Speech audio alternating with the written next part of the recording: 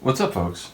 Back with another reaction, back with some more classical music, back with another one of Gustav Holst's Planets. Indeed, I've been reacting to the CSR Symphony Orchestra from Bratislava's performance of Gustav Holst's The Planets, conducted by Adrian Leeper.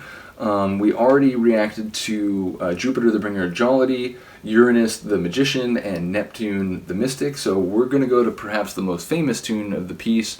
I mentioned at the beginning, is it Jupiter? But no, I really do think it's Mars, and indeed most productions of this begin with Mars, and I think that's the way Holst arranged it, even though it is not the innermost planet in the ones that are performed as part of this piece.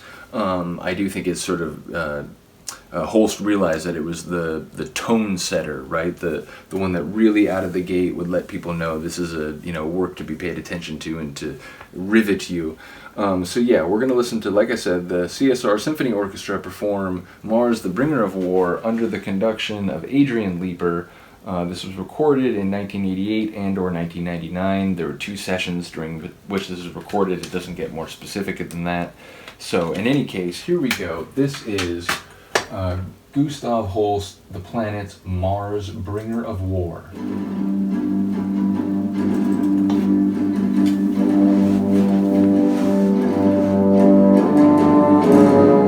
It's like you're preparing for a terrible day. It's like the war is going to begin that will cost lives on all sides, but the inexorable forces that drove everything to this point to begin with are implacable, and you simply have to take part.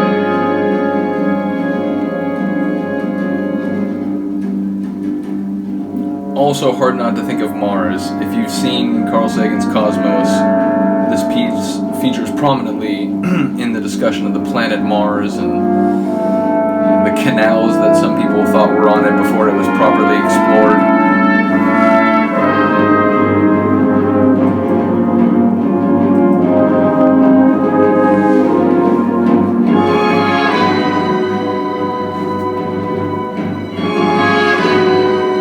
I mentioned this also, used in a video game I played as a young teen called Return Fire. And now the destruction is already evident. There's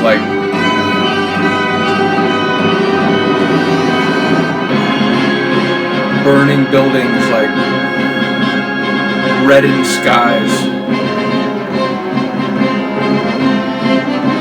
Which again, I guess fits with the planet Mars or the Bringer of War. Aries is like, what? No, not you, bro. Not you. Could have sworn you called me.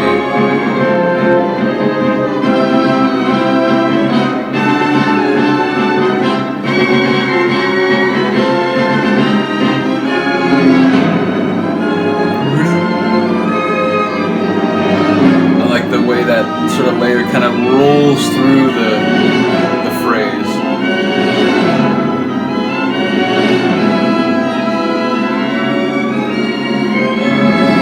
Lots of tension in the string work.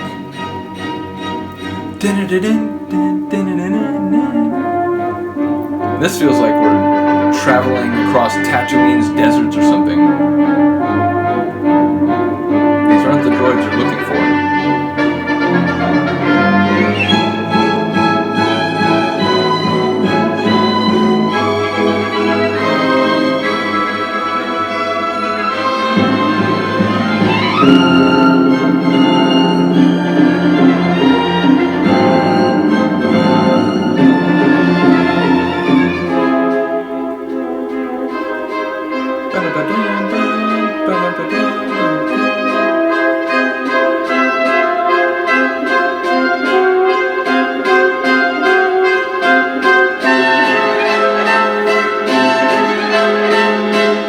Everything is in peril.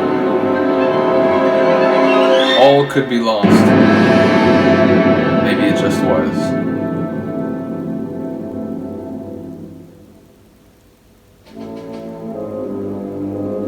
Maybe not. Maybe, there are some unhappy survivors of what Mars has wrought.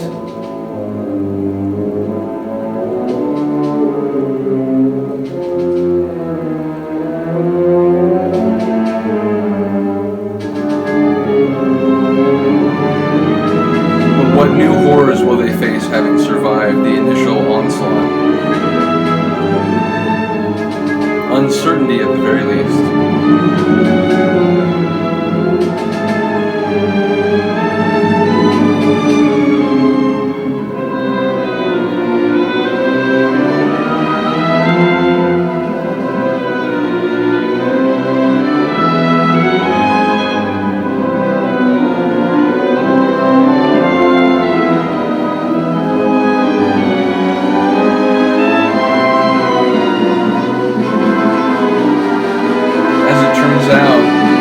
They face a reckoning as ruthless and brutal as the first.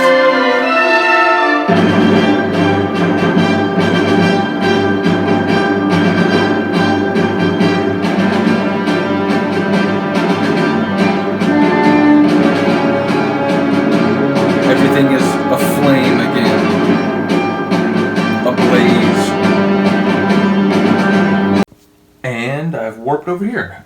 So yeah, basically my phone died while I was recording that reaction, which is unfortunate because I was really feeling it. And the last like minute and a half of the reaction, which got cut off unbeknownst to me, I really think it sort of culminated, and you know, I was talking about a lot of the themes that had built up in the first couple minutes. So I'm not going to try to like recreate it. I'm not going to try to like say the same things, but hopefully I can articulate some of the same feelings and thoughts that I had as we were finishing this movement that I started earlier in this video for you, yesterday for me. Nevertheless, I took the Mars Bringer of War movement right up to the point where it's about to roll back in with the real heavy destruction and fireworks, if you will, quite literally fire. So yes, here we go. This is the conclusion of Mars, the Bringer of War from Gustav Holst, The Planet Concerto.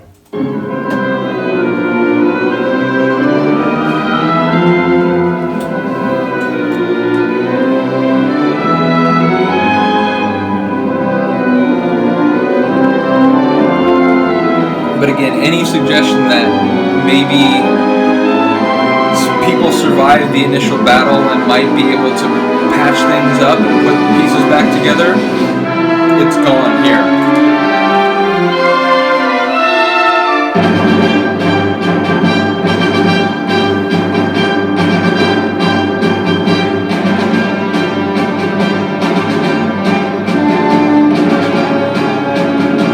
A dreadnought casts its shadow over the remaining civilization and inhabitants.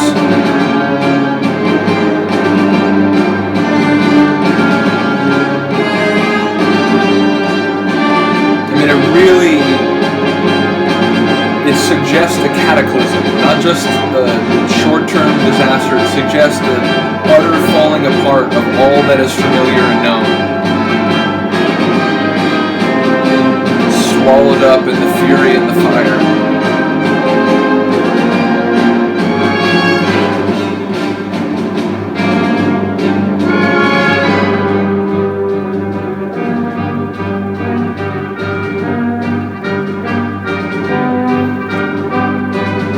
Still trying to put up a brave resistance and to staunch the suffering are the protagonists of the story, but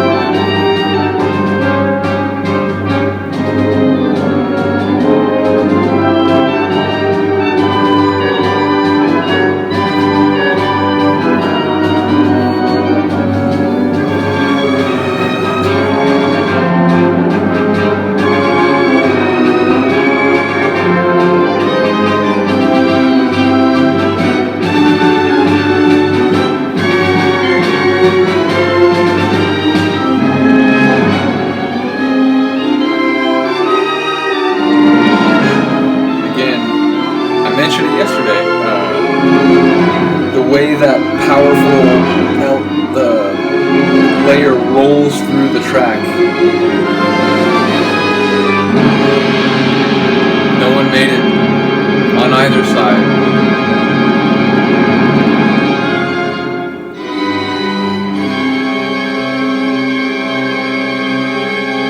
It's a wasteland. Nothing alive. Smoke, wreckage, death.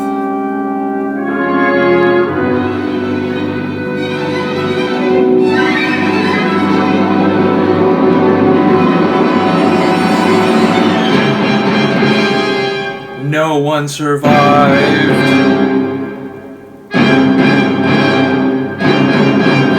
Panning out to like a cratered, blackened world. Nothing left.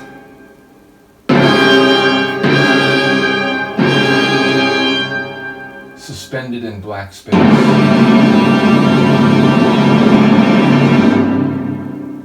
I mean, really, the finality of that, and it's give credit to Holst, like really captured not only the intensity and fire of war, like sonically, but also really sort of conveyed the devastation and the destruction that it wreaks, or that it has wrought. So like I said, I do feel like the original ending, where I was just kind of like really in that mode, feeling it, might have been a little better. Nothing I can do about it. I apologize. Again, I didn't just recapitulate what I said. I tried to express some of the same ideas, but like in a fresh way. I'm not sure it came off as clearly or as vividly. Nevertheless, I really do think that's a great piece. And yeah, like, it's interesting in that it stands in contrast. I mentioned the Neptune, the Mystic, stands in stark contrast to a lot of the others. Well, so does that one. I mean, there are others, again, Uranus, the Magician, has sort of in moments where it's very intense and big and kind of powerful, but it doesn't sound anything like that, and it's a very different tone. Again, it might be mischievous, it might be calamitous, but it is not chaotic and devastating the way that one is. Certainly by the end, I was surprised by the end. Again, I made maybe a little bit more of it in the now non-existent end of the reaction, but Holst really sort of drives the point home in that last minute that that Mars brought war, and war has it has wrought what it does. It has brought devastation and utter lack of life. So yeah, I give big ups to Holst for really sort of capturing the intensity that was required for doing one about Mars, or indeed Aries. So yeah, I'm trying to think. I've done Jupiter, I've done Uranus, I've done Neptune, and I've done now Mars. So Mercury, Venus, and Saturn remain. I'll probably do them in that order. Maybe I'll do Venus before Mercury, we'll see. Again, like the way they're arranged in the original configuration of the piece as it was performed is not sort of like the arrangement of the planets from innermost to outermost relative to the sun. So I feel like we have a bit of freedom. We can jump around and do whichever ones, but we have 3 remaining. So hopefully you're here for it. Hopefully you've enjoyed the ones so far. Let me know if you like this particular production of the planets. I've heard a few over the years, not only on CD, but I've seen it performed live on a couple occasions. I remember I saw the Pacific Symphony Orchestra under the conduction of Carl St. Clair do a performance of the planets at what used to be called Irvine Meadows Amphitheater. Then it was like Verizon Wireless Amphitheater. I'm not sure what it's called these days, but it's in Irvine, Southern California, Orange County. So I've seen the planets performed in person as well as heard it on records and CDs. But yeah, I don't remember one particular performance really standing out to me. So yeah, let me know if there is one that you think is like really, really well done, or just that particular planet in the concerto really sounds good. But other than that, I appreciate you for listening. Thank you for watching. I hope you come back for the remaining 3 planets. Have a good day. Have a good night. I'll see you next time. Peace.